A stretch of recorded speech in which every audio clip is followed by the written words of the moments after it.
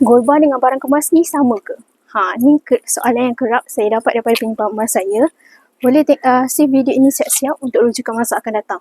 Sebenarnya, Golba dia adalah emas yang berketulinan 999.9 dan ketulinannya tinggi. Golba dan juga barang kemas dua-duanya merupakan emas, tapi Golba emasnya berketulinan 999.9, manakala barang kemas emasnya ketulinannya 91.6.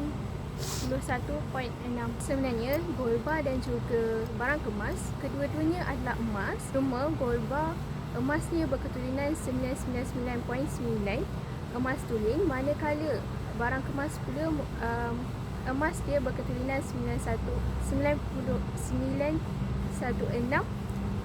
dan dicampur dengan campuran lain sedikit. Jadi, kalau nak buat simpanan untuk jangka masa panjang, lebih baik tuan-puan simpan dalam bentuk Golba dan juga dinar.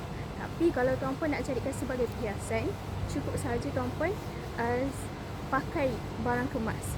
Cuma, berbeza dari segi spread. Kalau tuan-puan boleh tengok, untuk spread yang public pun kenakan untuk emas, Golba dan juga dinar sekitar 6 hingga 9% sahaja. Tetapi kalau spread untuk barang kemas boleh mencecah hingga 25% hingga 40%. Untuk simpanan dan pelaburan sesuainya adalah Golba, manakala Golba dan dinar, manakala untuk perhiasan sesuainya adalah barang kemas. So, kalau Golba dan dinar, dua-dua lelaki dan perempuan boleh simpan, manakala kalau barang kemas hanya perempuan sahaja yang boleh pakai.